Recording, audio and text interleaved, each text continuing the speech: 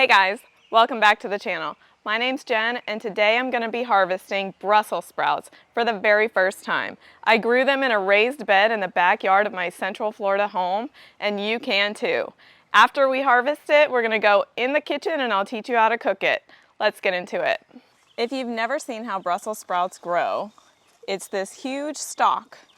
And the Brussels sprouts form on the stem. It's actually part of the broccoli and cabbage family.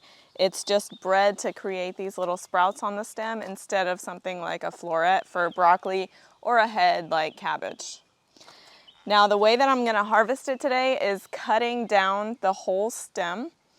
I'm gonna attempt to do it with a hori-hori knife right at the soil line, but it looks like a really thick stalk and I might have some trouble. I might have to actually pull up the whole plant by the root. I don't know, we'll see. These leaves are actually edible too, so I'm gonna clip these off, clean them up, and eat those too. We'll cook both the sprouts and the leaves today. Now this plant has been going since October 1st from seed. Today is April 28th. And I'm finally harvesting them. I was waiting until the sprouts were big enough where at the bottom of the stem they seemed like they were touching, but really I probably could have harvested any time in the last month. Let's start the harvesting. I watched a video from Epic Gardening about how to do this, and he actually took a machete, but I don't have a machete. So I'm gonna work with what I have. Hopefully it'll work. These are the support stakes that I used. Because as you can see, the plant got really big and heavy and I needed some supports.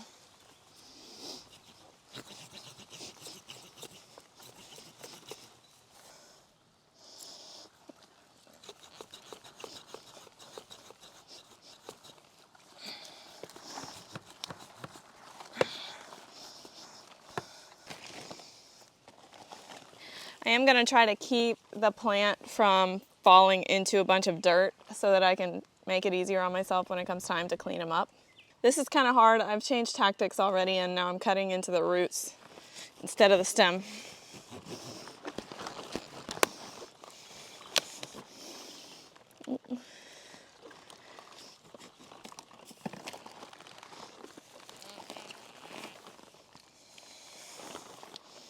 So I was able to kind of lean it out of the soil. I'm going to take my gardening shears actually and clip off some of the roots, trying not to disturb the soil a crazy amount because I have onions right next to it, in the square right next to it, and I don't want to, cause problems for my onions.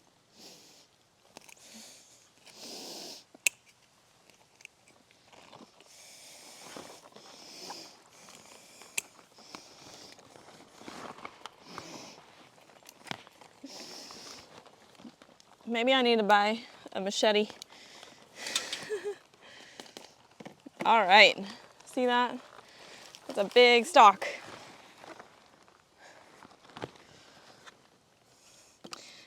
If you guys have a better way of getting this out of the ground, please comment and let me know. I've got my colander here. This is the same colander that I plan to wash it with in the sink. I don't want to mess up too many dishes or baskets, so I'm just going to go straight into there.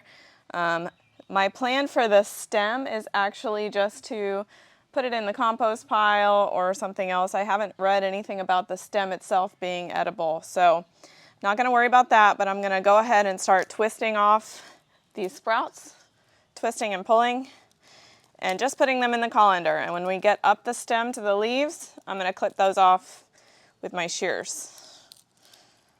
Some of these stems seem to be like better formed, like formed a little tighter than others.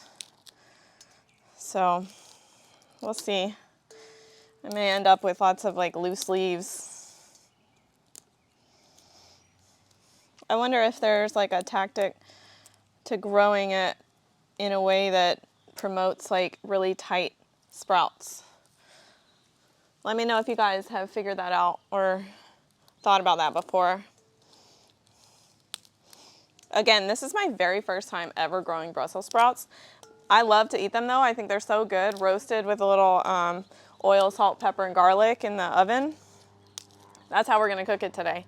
I'm trying to get my kids to understand how delicious Brussels sprouts are, but so far I have not been successful in convincing them that they're good.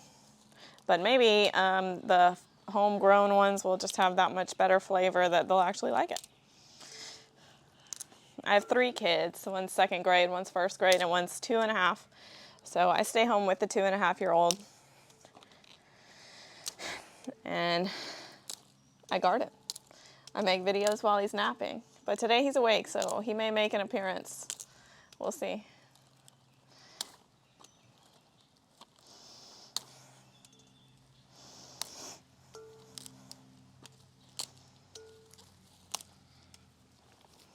All right, I'm gonna just go all the way up to the leaves here, and then I'm gonna flip it over because I can tell I'm not getting the ones on the bottom side very well. This part's pretty easy, much easier than trying to yank this whole stem out of the ground, out of the raised bed. As far as succession sowing, it's April, so my options are pretty limited here in Florida. I have some soybeans I may try to follow it up with. I read that those are like a summer cover crop to put some nutrients back into the soil. And also we eat a lot of edamame, so I wouldn't mind growing soybeans.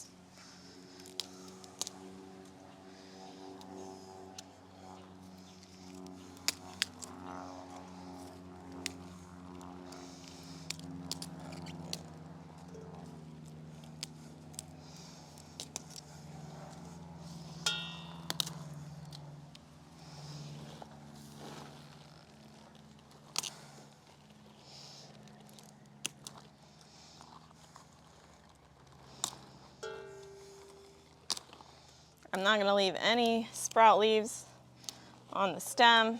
I worked so hard to grow this Brussels sprout plant. I'm not wasting any of it. All right, now I'm gonna move on to doing both the sprouts, but also these leaves. You can see they're attached kind of like they're spaced out quite a bit. So I'm just gonna take my gardening shears, cut them off. I'm gonna actually cut them off pretty close to the leafy part because I don't wanna eat this stem, and well, I'm just gonna find a way to discard that anyway. Discard the stems. I was trimming along the way when I was growing the Brussels sprouts to kind of give these sprouts on the lower part of the stem, give them a little more sunlight and airflow to prevent diseases. And it worked pretty well. I would definitely repeat that. It also seemed like it was helping the other plants in the garden nearby because, you know, when the plant was pretty young and not quite so tall, those leaves were really covering the onions a lot. Just because I have, you know, the onions in the squares right next to it. Now, if this is hard for you, like, I will say I'm using a lot of like grip strength to rip these sprouts off. I guess you could try with, let's try a gardening shear. Yeah, it works. So maybe try that if you're struggling with your grip strength wearing out. Maybe I should have been doing this on a table. I don't remember eating Brussels sprouts much as a kid. I know some people have like horror stories about hating Brussels sprouts because they ate them, you know, steamed as a kid and they were gross. But I don't think I remember even eating them as a kid. And in my adult life, I just have learned that I love roasted vegetables. It's my favorite way to prepare almost any vegetable. So I went straight to roasting Brussels sprouts and love them. Gonna try to pick up the pace here. I will say it seems like I got more leaves than sprouts. It's almost like a little cabbage head up here. Look. It's a little hard to get some of these young, less mature sprouts off. I'm probably just gonna do a few more, and then the other ones that are too small, I'm just gonna leave them alone. All right, I would call that done. That's basically just the stems from the leaves and some teeny tiny baby sprouts. I am going to leave this here because I think my kids are gonna love to play with it after school.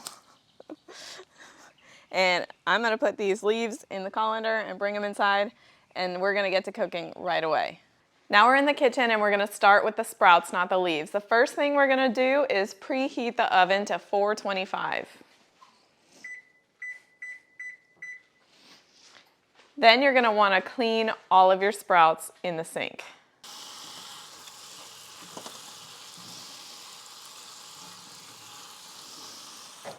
Then we're gonna take our sprouts, put them on our cutting board gently, and we're gonna quarter these guys and then put them in our mixing bowl. If they're small, it's okay to just half them or even keep them whole for the really little ones.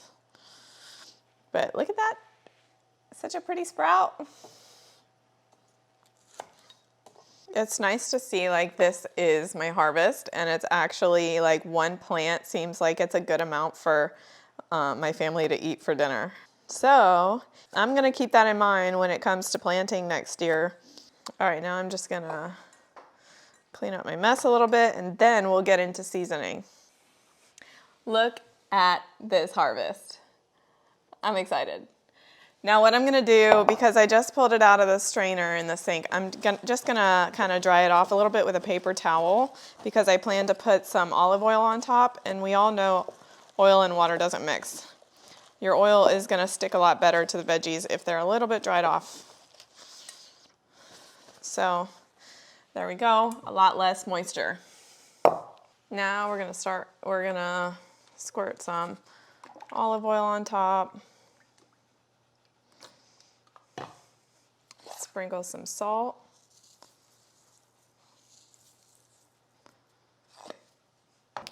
Some pepper.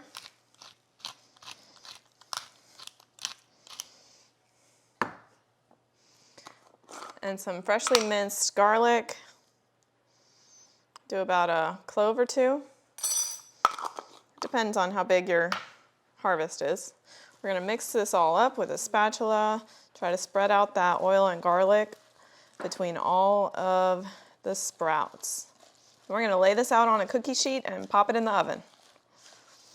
Now what we're gonna do is take our seasoned Brussels sprouts, pour them onto this sheet pan, and spread them out. When you're roasting vegetables, you wanna make sure they have enough room so that they can get that airflow and that browning on each part.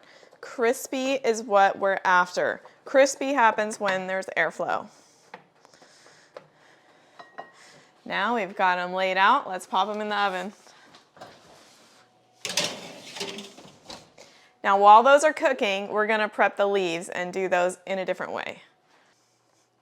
Step one again is gonna be cleaning your leaves. They're nice and thick actually, and as I clean, I'm going to pull them off of this thick stem and just go ahead and start tearing them up.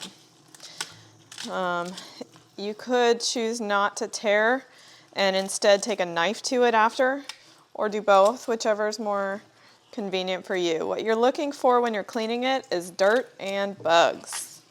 That may be obvious, but usually when you get things from the grocery store, they're pretty bug-free. When you get them out of the garden, it may or may not be true. So do your due diligence, check for bugs. Now you can see this colander is totally full of greens, and I still have all of these leaves over here on the other side of the sink. So this looks like it's at least 2 rounds of making greens. So what I'm gonna do is chop this up and put it in a storage bag and keep it in the freezer and not even touch the first half of the greens today.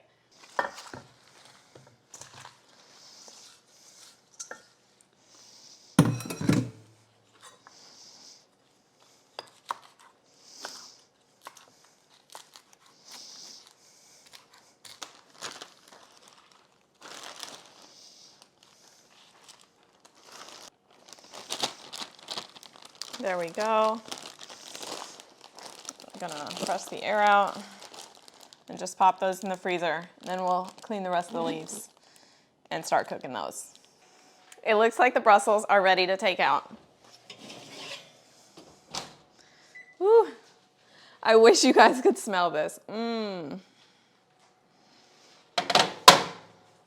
Now we're gonna start making the leaves. And the way that we're gonna do this is on a stovetop. I'm using a big Dutch oven because I have a big colander full of greens. And although it cooks down, I wanna have the space at the very beginning. We're gonna start with a little bacon grease. Pulled this out of my fridge. I always keep a stash on hand. We're probably gonna use, about a tablespoon or so. This is a lot, remember. A lot of greens. We're gonna let that melt, and then I'm gonna add some diced yellow onion. Just about once a week, I'll dice a yellow onion and keep it in a mason jar in the fridge, and it just makes things so much easier, whether it's dinner prep or breakfast prep. I love doing this.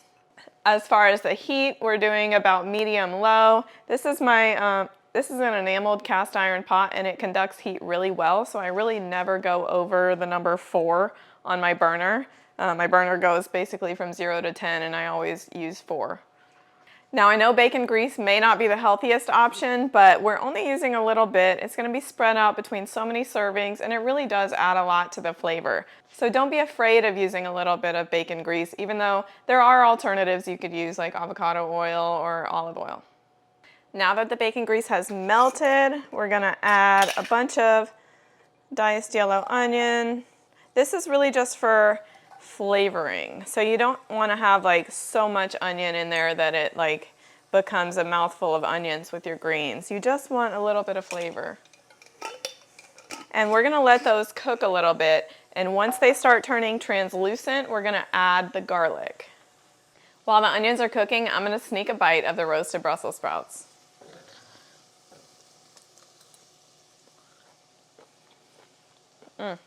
So good. Now the onions look like they're turning translucent. Some of them are even starting to brown, and they're very fragrant. So now I'm gonna add some minced garlic, but you need to be careful with adding garlic. You need to be ready to add your liquid pretty shortly thereafter because you don't want your garlic to burn. Burnt garlic will ruin any dish. Gonna just stir that around, and you're gonna use your nose for this one to figure out when it's time to add the broth. You want to make sure that you're getting that toasted garlic smell without letting the garlic burn. Keep stirring it at this part. Don't worry, we'll add the greens here in a minute. So fragrant, no burning, just a nice roasty smell. Just another second. I'm gonna go ahead and cool that down so it doesn't burn. Put a nice layer of liquid on the bottom, and that protects your garlic from burning. Now we start adding our greens. You may, depending on how many you have and how big your pot is, you may need to add it in stages to let, one round cook down a little bit before you add more. It becomes a little hard to manage your pot if you overflow it with greens. So it looks like I got about half of it in there. I'm gonna give it a few minutes, stir it along the way. We will be adding salt, pepper, and chicken broth here shortly. And you're gonna need at some point to add some sugar. Every time I've done this, these types of greens, the tough cabbage and Brussels sprout type greens, are always bitter whenever I make them. But the way that you fight bitterness in greens when you're cooking is by adding a little sugar. You can add whatever sugar you'd like, but my preference is light brown sugar or dark brown sugar. So that's what I'll be using today. I would recommend getting used to tasting your greens and tasting your food along the way. That's really the only way you're gonna know if you added enough sugar. Add sugar, stir it in, give it a minute to settle in, taste it, see if it's bitter or not. If it's still bitter, add more sugar. If not, you're probably good. Now these greens are gonna take a while to cook down. So be patient, give yourself a solid, I would say 30 minutes to an hour to let these greens cook. The longer you let them go, the more tender they'll be. So you really could check to make sure the liquid isn't gone throughout the day and cook them for a really long time and get really tender greens. But I don't always have time for that. Usually like 30 minutes to an hour is the most I can spend on a meal. If you notice liquid is disappearing from the bottom, you're gonna wanna add a little chicken broth. Usually, you're welcome to add water, but as far as flavor goes, broth is always my go-to. If you're a vegetarian, try vegetable broth. Just try to make it a flavorful liquid. Now I've got some room in the pot. It cooked down quite a bit. Gonna add some more greens. You can even kind of speed up this process by covering it as well. I may squeeze in the remainder of the greens and cover it. Check on it in a minute.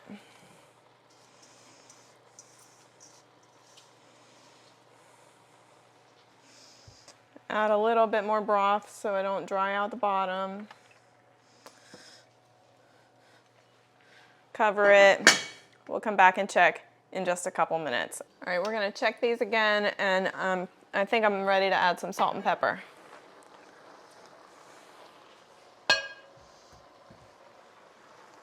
Oh, they look so vibrant. Isn't it funny how I got so many greens off of one plant? So much so that I'm making a full pot of Brussels sprout greens, and I put a whole storage size Ziploc bag in the freezer full of them. But you never see these for sale in the grocery store. All you see are the sprouts. Whatever happens to all the Brussels sprout leaves? They're so good. I feel a little bit confused as to why certain produce is and isn't in the grocery store. Why can't we sell Brussels sprout leaves and learn to cook them like this or some other way? What do you think about that?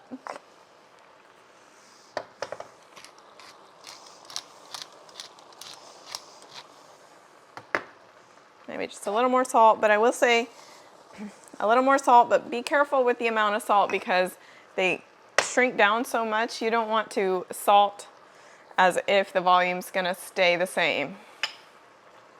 So be a little bit careful about that. I'll be salting probably throughout the cooking process until I feel like it's right. I'm gonna cover that up again for another few minutes.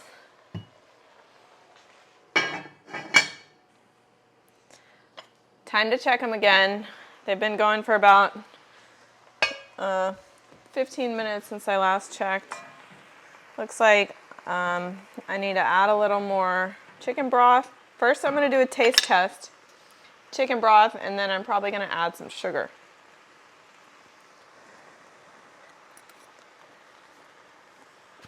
They are good and actually not very bitter. Chicken broth. Let me get a spoon.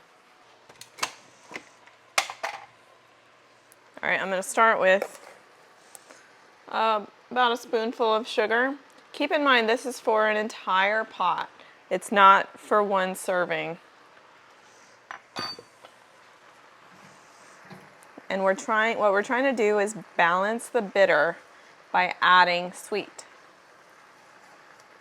Oh, looks like I need more chicken broth already.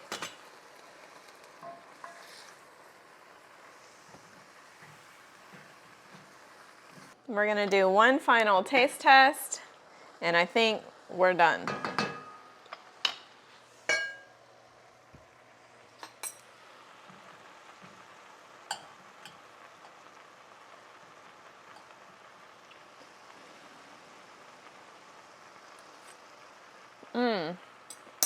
So good. Even if you over add the sugar a little bit, it just makes them so good. Don't be afraid to add a little sugar. It's almost like the sweetness of a baked bean. Let me know in the comments if you guys want me to continue doing some cooking tips and recipes in some future videos after a harvest. It was really fun for me. It's something that I love to do. It's one of the main reasons that I garden is to explore a little bit more in the kitchen. So I hope you guys enjoyed it. I'll catch you next time.